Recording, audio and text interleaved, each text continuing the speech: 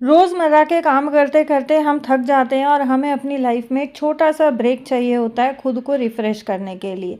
लेकिन हम गृहिणियों की या यूँ कहें हम हाउसवाइफ्स की लाइफ़स्टाइल ऐसी होती है कि हम अगर छुट्टियों पे भी चले जाते हैं तो वहाँ भी हमारे दिमाग में सिर्फ़ और सिर्फ़ हमारा घर ही घूम रहा होता है।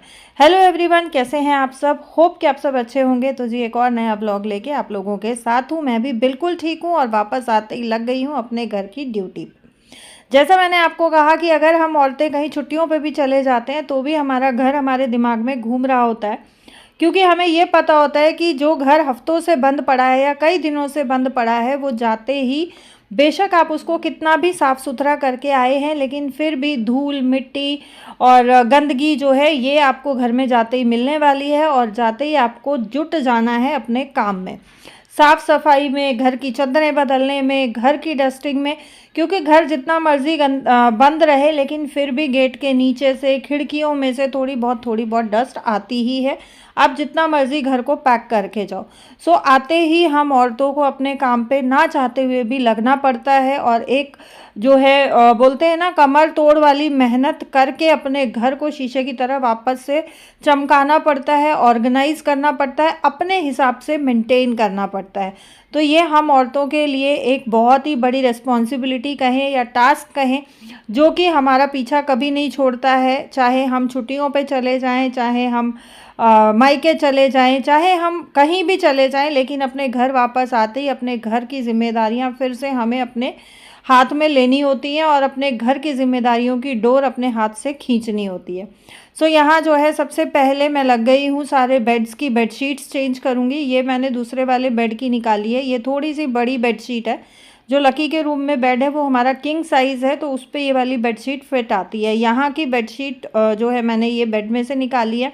मैंने अलग अलग करके बेडशीट्स रखी हुई हैं ताकि ये ध्यान रहे कौन सी बेडशीट बड़ी है, कौन सी बेडशीट छोटे बेड्स की, क्योंकि दो बेड छोटे हैं, एक बेड जो है किंग साइज़ है। और हम लोग रात की जो है हमारी फ़्लाइट थी और घर पहुंचते पहुंचते लगभग 2-2:30 बज गए थे हमें सुबह के। आए हैं, फ्रेश हुए, उसके बाद सो गए थे और उठते ही जो है नहाना धोना करके पहले मैंने अपने मंदिर की पूजा पाठ निपटाई है। उसके बाद जो है मैं अपने घर के कामों में लगी हूँ, क्योंकि मुझे ये था कि घर के कामों में मैं एक बार लग गई तो फिर ना नहाने का टाइम मिलेगा, ना खाने का टाइम मिलेगा और ना पूजा का टाइम मिलेगा। तो मैं सब कुछ छोड़ सकती हूँ, लेकिन अपनी पूजा को मैं नहीं जो है छोड़ना चाहती हूँ। मुझे ये लगता है कि नहीं यार, बाकी काम डिले हो जाएं चल जाएगा, लेकिन पूजा जो है वो डिले नहीं होनी चाहिए या पूजा नहीं छूटनी चाहिए। क्योंकि जब आप दिन की शुरुआत राम के नाम से करते हो या पूजा पाठ से करते हो ना, तो आपका पूरा दिन फुल ऑफ एनर्जी और फुल ऑफ पॉजिटिव वाइब्स रहता है। एक बहुत अलग ही जो है आपकी बॉडी में आप एनर्जी फील करते हो। और अगर आप रेगुलरली जो है पूजा पाठ करते हो, चाहे आप राम राम ही जपो, राधा राधा जपो, राधे कृष्णा जपो, कुछ भी अगर आप भगवान का कोई भी नाम लेते हो ना, उससे क्या रहता है कि आपका जो ऑरा होता है वो बहुत स्ट्रांग होना शुरू हो जाता है, आपका ऑरा क्लीन होना शुरू हो जाता है, आपकी जो एनर्जी है वो पॉजिटिव होने लग जाती है और आपको खुद से वो चीज़ें अपनी बॉडी में फील होने लगती हैं।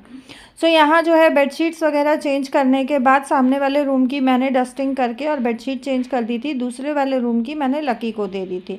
और अपने रूम को मोस्टली लकी खुद ही क्लीन करता है, खुद ही उसकी बेडशीट्स वगैरह चेंज करता है। मैंने बहुत बार आप लोगों के साथ ये चीज़ शेयर की है कि बच्चों को मैंने बचपन से ही ये आदत डाली हुई है और ये चीज़ बच्चों को आनी भी चाहिए, क्योंकि आजकल जो है बहुत ज़्यादा कंपटीशन का ज़माना है और ऑलमोस्ट सभी बच्चे 12th के बाद हायर स्टडीज़ के लिए बाहर जाते हैं, घर से दूर जाते हैं। तो अगर उनको अपने खुद के काम आते हैं तो वहाँ पे उनको सेटल होने में ज़्यादा टाइम नहीं लगता है। सो डस्टिंग वगैरह करके और सारे बेड वेड साफ़ करके अपनी जो भी एक बेसिक जो क्लीनिंग थी वो करने के बाद मैं लग गई थी झाड़ू लगाने। क्योंकि रेत आप देख रहे हो, घर बंद था उसके बावजूद कितना ज़्यादा रेत आया है दिल्ली में। फ़िलहाल जो है आंधी वगैरह भी चल रही है, तो उसकी वजह से बहुत ज़्यादा धूल मिट्टी घर में आती ही है। अच्छा, आप लोग बहुत बार कमेंट्स करते हो कि दीदी आप कौन सी एक्सरसाइज करते हो जो आप इतना स्लिम फिट रहते हो। आप प्लीज़ अपना जो है एक्सरसाइज रूटीन वो शेयर करें हमारे साथ। क्या कुछ आप वर्कआउट करते हो, एक्सरसाइज, वॉकिंग, जो भी आप डाइट वगैरह लेते हो वो शेयर करो। तो जी मैं कोई ऐसे एक्सरसाइज नहीं करती हूँ, कोई जो है डाइट, मैं स्पेशल डाइट नहीं लेती हूँ। हाँ, वॉक मैं ज़रूर करती हूँ शाम को, आधा घंटा, 15 मिनट, 20 मिनट, जितना मेरे पास टाइम होता है। लेकिन सबसे बेस्ट जो एक्सरसाइज है वो है कि अगर आप बैठ के पोछा लगा सकते हैं तो बैठ के पोछा लगाएं। अगर बैठ के आप पोछा नहीं लगा सकते हैं तो एटलीस्ट झाड़ू आप बैठ के निकालें। वो एक ऐसी एक्सरसाइज है, आपके मसल्स को भी स्ट्रॉन्ग रखेगा। साथ ही हम लेडीज़ में एक एज के बाद ना एक होता है कि पेट दिखना शुरू हो जाता है, पेट निकलना शुरू हो जाता है, पेट पे जो फैट होता है वो बढ़ना शुरू हो जाता है। तो जब आप बैठ के झाड़ू लगाते हो ना, ये एकमात्र एक्सरसाइज ऐसी है कि आपके ना तो पेट की चर्बी को बढ़ने देगा, ना आपके थाई मसल्स को वीक होने देगा, या थाई पे फैट वगैरह कुछ जमने देगा।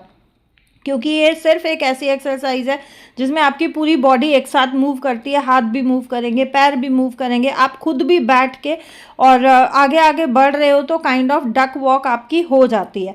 सो ये सबसे बेस्ट एक्सरसाइज है। और जब मैं झाड़ू वगैरह लगाती हूँ, देखो मॉपिंग तो मैं करती हूँ मॉप से, लेकिन झाड़ू मेरी कोशिश रहती है कि मैं बैठ के ही लगाऊँ पूरे घर में। अगर पूरे घर में नहीं लग पाता है तो जितना मेरे से हो पाता है मैं बैठ के लगाती हूँ, जितना हो पाता है मैं खड़े होके लगाती हूँ। सो ये ही एक्सरसाइज एकमात्र मेरी है, बाकी इसके अलावा मैं कोई सच स्पेशल एक्सरसाइज वगैरह नहीं करती हूँ। सो यहाँ पे जो है थोड़ा बहुत अपना किचन को भी ऑर्गेनाइज कर रही हूँ। और मॉपिंग मैंने नहीं की है, मॉपिंग के लिए मैं स्नैपडील से मंगाऊंगी ऑनलाइन। ये जो हाउस हेल्पर्स वाली ऐप्स जो चालू हुई है ना, ये इतनी ज़्यादा हेल्पफुल है। देखो थोड़ी महंगी पड़ती है, 100 रुपये में 1 घंटे के लिए आती हैं, उस 1 घंटे में आप कोई भी काम करा सकते हो। लेकिन इतनी ज़्यादा सहूलियत हो गई है ना इससे, बहुत ज़्यादा, कि अगर आपके पास कोई हेल्पर नहीं भी है और आपको ऐसा कोई इमरजेंसी है तो आपको टेंशन लेने की ज़रूरत नहीं है। आप स्नैपडील से बुक करो, प्रोंटो से बुक करो, इंस्टा हेल्प से बुक करो। ये 3-4 ऐप्स ऐसी हैं जो इंस्टेंट आपको हाउस हेल्प सर्विसेज देती हैं और काफ़ी अच्छा काम करके जाती हैं। मैंने स्नैपडील से कई बार जो है बुक की है और हाउस हेल्प मंगाई है, तो काफ़ी अच्छा काम करती हैं ये। सो यहाँ पे जो है मैं खाने की भी तैयारी कर रही हूँ साथ साथ, और साथ साथ जो है अपने किचन के भी काम निपटा रही हूँ, क्योंकि ये बर्तन वगैरह जो है ये मैं मांज के गई थी और ये टोकरी में ही रखे हुए हैं। ज़्यादा काम के साथ जब थकान भी ज़्यादा हो जाती है ना, तो फिर बहुत सिंपल सा लंच दिमाग में आता है, दाल चावल। तो दाल मैंने चढ़ा दी है और चावल जो है वो मैंने भिगो के रख दी है। अच्छा, मेरे हस्बैंड और लकी जो है चावल नहीं खाते हैं, वो बहुत कम खाते हैं। तो यहाँ पे जो है हस्बैंड के लिए बनेगी रोटियाँ, तो आटा भी जो है मैं साथ साथ लगा के रख दूँगी, क्योंकि गर्मी इतनी ज़्यादा है और इतनी ज़्यादा गर्मी में जो है किचन में बहुत लंबे टाइम तक खड़े होकर काम करना पॉसिबल नहीं है। आप नहा धो के अगर किचन में आ जाते हो ना काम करने के लिए, 15-20 मिनट के बाद ऐसा लगता है जैसे आपने नहाया ही नहीं है। सो मेरा तो ये रहता है कि अगर मैं गैस पे कोई काम नहीं कर रही है, मेरा गैस ऑन नहीं है, तो मैं अपना फ़ैन ऑन कर लेती हूँ। यहाँ जो है आटा मैंने लगा दिया है और अभी साथ साथ जो है मैं बनाऊँगी लस्सी। अच्छा, जैसे मैंने बताया रात को हम लोग लेट आए थे, यानी कि सुबह ही आए थे 2-2:30 बजे, तो दही नहीं जमा पाए थे, तो आज मैं लेके आई हूँ पैकेट वाली दही। पैकेट वाली दही इमरजेंसी में ले आओ, बट टेस्ट जो है वो अपनी जमाई हुई दही में ही आता है। यहाँ मेरे पास फ्रिज में थोड़ी सी राबड़ी रखी हुई थी, तो वो राबड़ी जो है मैंने लस्सी में घोल दी है। और राबड़ी गर्मियों में बहुत ठंडी रहती है, तासील ठंडी होती है, तो बॉडी को हाइड्रेट रखने के लिए बहुत अच्छी होती है। एक बहन का मुझे कमेंट आया था कि दीदी दही जमाने की प्रॉपर रेसिपी आप शेयर कर दो, तो जी मैं काफ़ी बार शेयर कर चुकी हूँ, बट अभी जो है मैं बैक टू अपने डेली रूटीन्स आ गई हूँ। तो बहुत जल्द आप लोगों के साथ जो है दही जमाने की भी रेसिपी मैं ज़रूर शेयर करूँगी। खाना वगैरह खा के और थोड़ा सा रेस्ट किया, वापस से आ गई किचन में, क्योंकि मम्मी का फास्ट था तो मम्मी ने सुबह से कुछ नहीं खाया था। मुझे ये था कि पहले मम्मी के खाने की तैयारी कर देती हूँ, क्योंकि दिन छिपने से पहले खाती हैं, बाकी के काम फिर बाद में करूँगी। लेकिन फिर मम्मी बोली मैं अभी नहीं खा रही हूँ, थोड़ा रुक के खाऊँगी, तो मैं वापस से आ गई अपने कामों पे किचन छोड़ के। सो यहाँ पे मेरा लगेज में से मैं लगी थी गंदे कपड़े निकालने। मुझे ये था कि मैं मशीन लगा देती हूँ तो कपड़े धुल जाएंगे, लेकिन फिर लक्की ने मुझे बताया कि मैंने अपने कपड़े धो रखे हैं, तो मैंने अपने सुखा रखे। अब रात को हम लोग कपड़े बाहर नहीं छोड़ते हैं, इस वजह से फिर मैंने अपने कपड़े धोने का जो है प्रोग्राम ड्रॉप कर दिया, क्योंकि शाम का टाइम हो गया था और कपड़े जो है रात तक सूखते नहीं। सो अंदर जो है लकी के कपड़े डालने पड़ेंगे, और आप जानते हो कि अंदर मेरे पास बहुत ज़्यादा जगह नहीं है कि मैं बहुत ज़्यादा कपड़े अंदर सुखा सकूं। इस वजह से जो 2-3 जो है कपड़े थे जो बहुत इम्पॉर्टेंट थे कि मैं उनको लगेज में नहीं छोड़ सकती थी, वो मैंने सिर्फ निकाल लिए हैं 15 मिनट की साइकिल पे डाल के, और मैं इनको धो लूँगी। बाकी के कपड़े जो है मैंने वापस से लगेज में पैक कर दिए हैं, क्योंकि अननेसेसरी कपड़े बाहर निकाल के फैलाने से कोई फ़ायदा नहीं है, ऑलरेडी काम बहुत ज़्यादा फैला हुआ है। एक बहन का कमेंट आ रहा था स्किन केयर रूटीन के लिए, तो जी स्किन केयर रूटीन या तो आपको नेक्स्ट व्लॉग में मिलेगा, नहीं तो उससे अगले व्लॉग में मैं डेफिनेटली आप लोगों के साथ शेयर कर दूँगी। तो जी ये था मेरा आज का वीडियो। होप कि आप लोगों को वीडियो पसंद आया होगा। अगर वीडियो पसंद आया हो तो प्लीज़ वीडियो को लाइक करें, शेयर करें, और अगर पहली बार चैनल पे आप विज़िट कर रहे हैं तो चैनल को सब्सक्राइब करना ना भूलें। Thank you so much for watching my videos and your love.